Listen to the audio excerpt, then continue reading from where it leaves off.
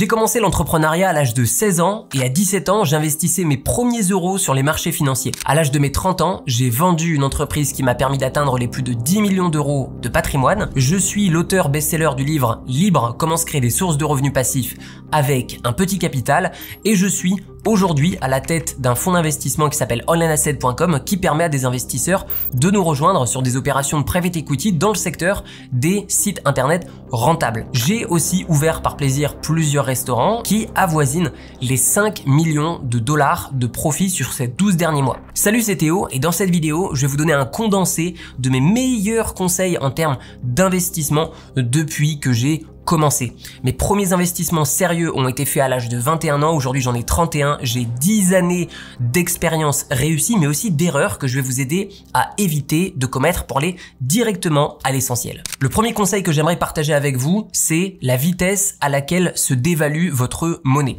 Et beaucoup de personnes confondent inflation et dévaluation de votre monnaie. Pour récapituler, l'inflation est ni plus ni moins que le pourcentage d'augmentation annuelle de l'augmentation d'une poignée finalement de denrées que vous allez utiliser dans votre quotidien, mais aussi d'énergie. La réalité, c'est que une fois que vous allez vous enrichir, eh bien vous n'êtes plus réellement concerné par l'inflation. Vous êtes plutôt concerné par la dévaluation de votre pouvoir d'achat d'une manière générale. Pour rentrer un peu plus dans le détail, laissez-moi vous dire que l'inflation, par exemple, sur ces 20 dernières années, eh bien est aux alentours de 2,5%. Par contre, la dévaluation de votre monnaie, je vous donne l'exemple de l'US dollar, avec l'euro c'est encore plus, mais avec le dollar américain, vous avez une dévaluation de votre monnaie annuelle qui est aux alentours de 6,58% en moyenne. Donc c'est quasiment le triple par rapport à l'inflation. Et pourquoi c'est important de bien maîtriser ce concept? Eh bien tout simplement pour le deuxième conseil qui est de ne pas investir dans quoi que ce soit qui génère moins que la dévaluation de votre monnaie. Autrement dit, vous devez au minimum avoir des investissements qui font 6,58% de rentabilité annuelle parce que dès l'instant où vous êtes en dessous, eh bien votre monnaie continue de valoir moins d'année en année. Et donc lorsque j'ai réellement compris ça, c'est simple, j'ai revendu tous mes investissements qui me rapportaient moins de 7% par an et j'ai commencé à investir uniquement dans des actifs qui étaient considérés par les débutants comme des actifs à risque, mais en réalité, si vous ne prenez pas le risque de combattre justement la dévaluation de votre monnaie, eh bien vous avez la certitude de perdre de l'argent d'année en année. Le troisième conseil que j'aimerais partager avec vous, c'est de comprendre votre valeur horaire et de l'allouer là où est-ce que réellement vous en retirez le plus de valeur. Je vais vous donner encore une fois une anecdote. Comment est-ce que j'ai utilisé ce conseil? Eh bien, j'ai moi-même eu cette période lorsque j'étais aux alentours de 5-6 millions de patrimoine où je me disais je préfère passer du temps à gérer mes investissements plutôt qu'à développer mon entreprise. La réalité, c'est que le revenu que j'allais dégager de mon entreprise était bien supérieur par rapport à l'écart de surperformance que j'allais pouvoir générer en étant focalisé sur mes investissements.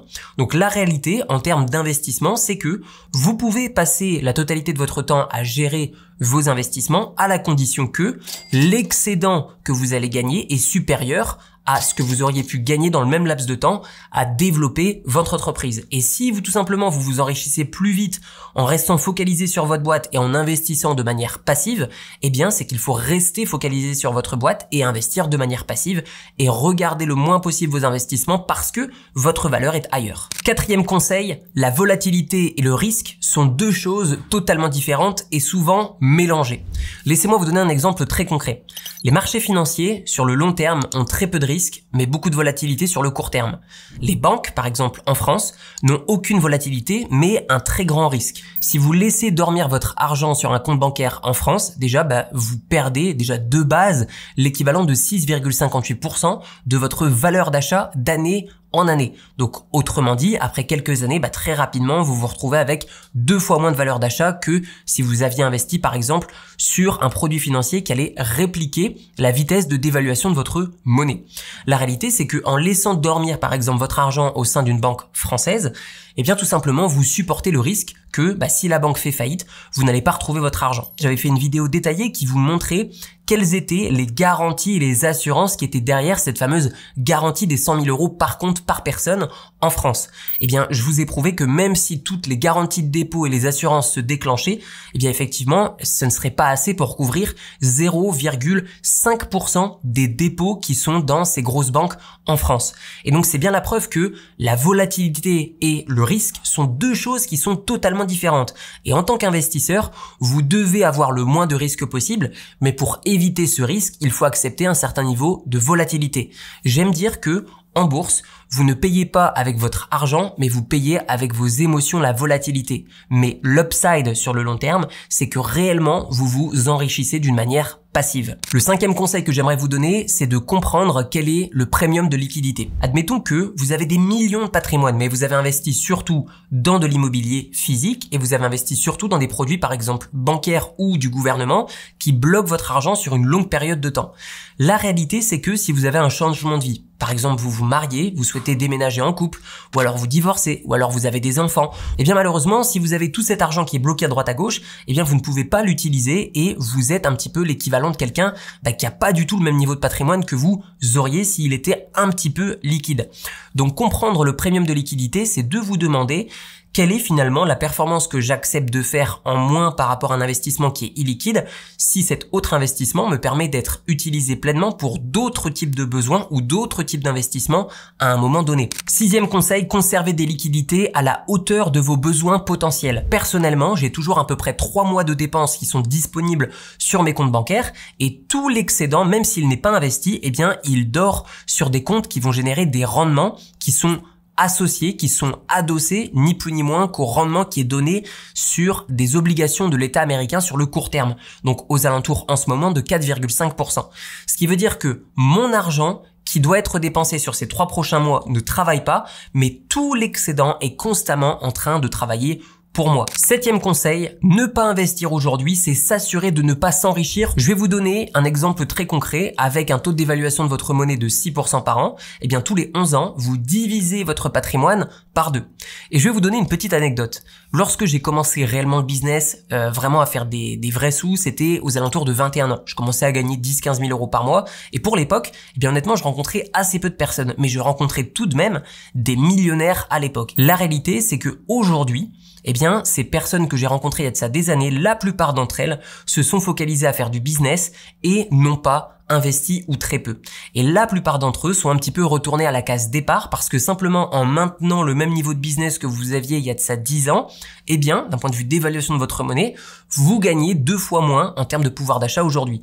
Même chose avec votre patrimoine. Si vous aviez 1 million d'euros il y a de ça 11 ans, eh bien, ce million d'euros aujourd'hui ne vaut plus que la moitié, c'est-à-dire 500 000 euros. Huitième conseil, il est préférable de trouver un bon ETF sur lequel investir en bourse plutôt que d'investir sur des actions individuel. Comme je l'ai dit dans mon conseil précédent, eh bien c'est que vous devez passer votre temps à développer votre entreprise, vous allez gagner beaucoup plus, vous allez vous enrichir beaucoup plus en investissant de manière passive sur des ETF plutôt que de rechercher des bonnes actions. Sur les bonnes actions, vous allez devoir vous former sur comment étudier des bilans financiers, vous allez devoir chercher de bonnes actions, vous allez devoir attendre que le prix vienne toucher un moment intéressant afin de rentrer sur cette action, vous allez devoir suivre l'évolution de cette action, c'est-à-dire les résultats de l'entreprise, et vous allez devoir établir une stratégie de sortie.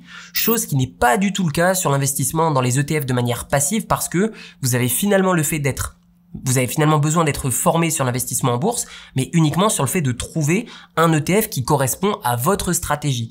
Et dès l'instant où vous avez un horizon d'investissement supérieur à 5 ans, eh bien, il est préférable de rester investi sur un ETF et d'investir de manière passive en DCA plutôt que d'aller chercher des actions individuelles et de les suivre tout au long de votre carrière d'investisseur qui, au final, doit être une carrière d'entrepreneur. Huitième conseil, l'or est un moyen de vous protéger contre la dévaluation de votre monnaie, mais n'est pas un véhicule d'enrichissement. Je vais vous donner un exemple très concret. Depuis ces 10 dernières années, l'or a performé de plus 8,51% par an en moyenne. Sur cette même période de temps, le S&P 500 a généré et a offert 12,92% par an de rendement aux investisseurs en réinvestissant les dividendes. Pourquoi l'or n'est pas un bon outil pour vous enrichir? Eh bien déjà, c'est pas un outil non plus pour vous protéger des crashs. Pourquoi? Parce que si on regarde concrètement, eh bien l'or n'est pas venu se valoriser pendant des périodes de crash, mais plutôt durant des périodes d'inquiétude. L'or a également un niveau de volatilité qui est assez élevé. Je vais vous donner un exemple concret. Sur ces 10 dernières années, ce qu'on appelle un drawdown, c'est-à-dire le point le plus bas enregistré après le point le plus haut, a été de moins 18,08% sur l'or, tandis que le S&P 500, moins 23,91%.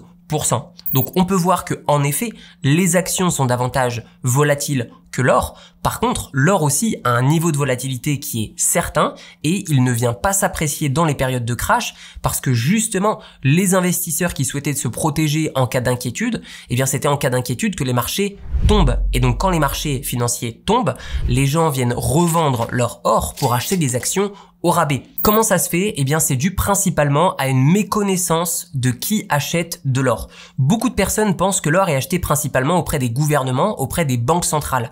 La réalité, c'est que depuis des années, l'acheteur principal de l'or, le métal jaune, ce sont les bijoutiers, ce ne sont pas les banques centrales. 10e conseil, devenez maître de vos émotions. Je vais vous donner un exemple concret, c'est aujourd'hui auprès des grands médias à la télévision ou directement sur YouTube qu'on a constamment des économistes à 2 francs qui vous disent les marchés vont s'effondrer, cette action va cracher, etc., etc. La réalité, c'est que ils gagnent de l'argent en ayant un maximum d'audience. Et en effet, le marketing de la peur est celui qui permet facilement de regrouper des gens et de générer des interactions. En réalité, eh bien effectivement, ces personnes ont tendance à essayer de vous vendre des choses qui sont alternatives avec des frais qui sont relativement élevés.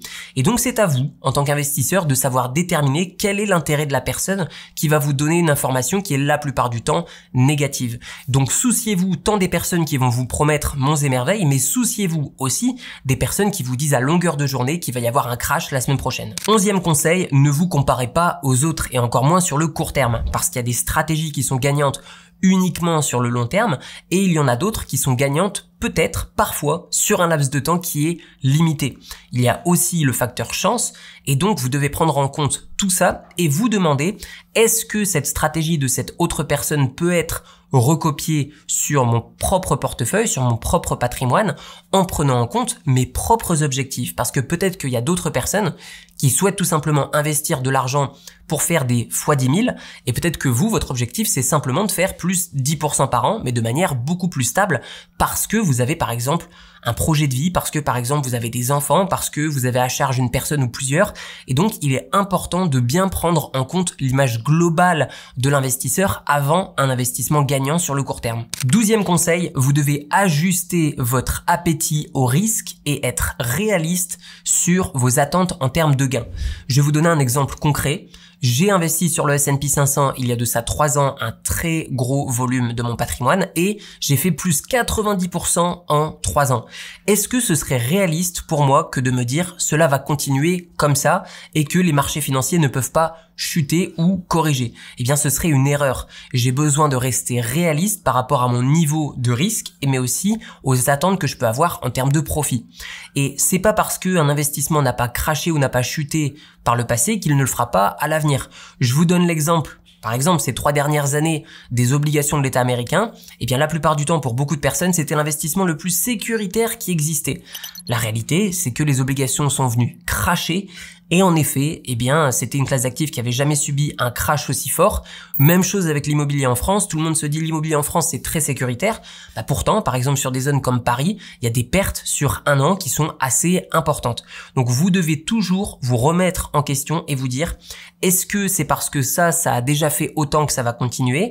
Et est-ce que c'est parce que ce marché n'a jamais chuté que cela va continuer? 13e conseil, comprendre quand est-ce assez d'argent. Selon moi, il y a 3 paliers qui sont réellement intéressant et ce qui se passe au-delà, c'est du bonus mais ça doit pas être en dépit des moments de vie que vous allez sacrifier. Le premier palier pour moi qui est intéressant, c'est lorsque vous êtes entrepreneur et que vous pouvez vivre de votre activité. Pourquoi? Parce que ça vous donne énormément plus d'accomplissement, énormément plus de liberté et vous vous sentez finalement accompli dans votre activité.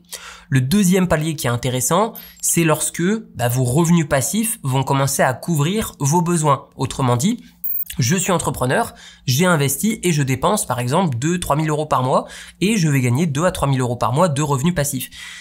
Je trouve que c'est un palier très intéressant parce que ça vous permet de vous dire, même si mon activité ne se passe pas bien, même si je suis malade par exemple, ou même si je dois arrêter, ou même si le marché change, eh bien j'aurai toujours ce matelas de sécurité. Je pourrai toujours me relever. Et enfin, le 3e palier qui est effectivement pour moi le dernier palier, c'est l'abondance, où là vos revenus passifs couvrent vos dépenses en termes de besoins, mais aussi vos dépenses en termes d'envie. Donc là, vous n'avez plus besoin réellement de travailler pour couvrir votre style de vie.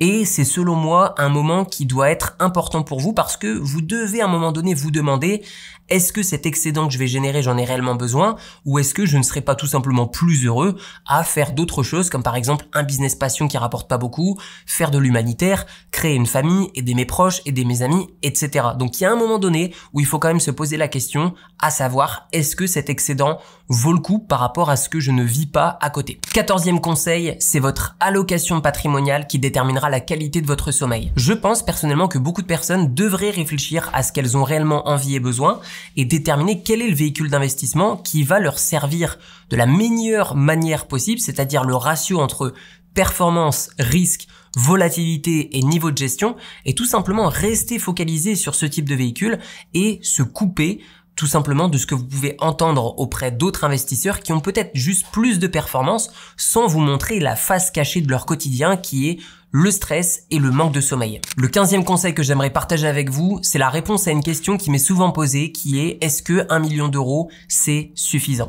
La réalité c'est que déjà, vous l'avez compris, la dévaluation de votre monnaie est de 6,58% par an. Si vous investissez sur un ETF qui réplique la performance du S&P 500, eh bien vous allez avoir depuis ces 30 dernières années 10% de rentabilité annuelle en réinvestissant les dividendes. La réalité c'est que beaucoup de personnes se prennent encore pour des Warren Buffett ou des traders de Wall Street et on le voit sur cette étude de capitalspectator.com, en moyenne, les investisseurs en bourse sur 30 ans ont une performance de seulement 4% par an. Donc autrement dit, sur 1 million d'euros investis de la manière la plus efficace possible, vous offrira réellement en termes de retrait annuel 34 200 euros par an. Si vous dépensez plus, vous aurez besoin de plus qu'1 million d'euros. Si vous avez besoin de moins, eh bien en effet 1 million d'euros sera suffisant par rapport à tous ces facteurs que je viens de vous expliquer. Maintenant, comment utiliser tous ces conseils et les tourner sous forme d'action pour avoir des résultats? Je vous mets à disposition une formation ultra complète et synthétique sur l'investissement en bourse de la meilleure des manières possibles pour profiter justement de ces effets cumulés qui vous permettent d'investir quelques centaines d'euros par mois et à la fin vous permet évidemment de préparer une retraite plus que dorée mais aussi de laisser votre argent investi et tout simplement profiter des effets cumulés sur le long terme. Je vous mets le lien de cette formation dans la description de la vidéo. Je vous dis à très bientôt. Prenez soin de vous et de votre patrimoine. Ciao, ciao.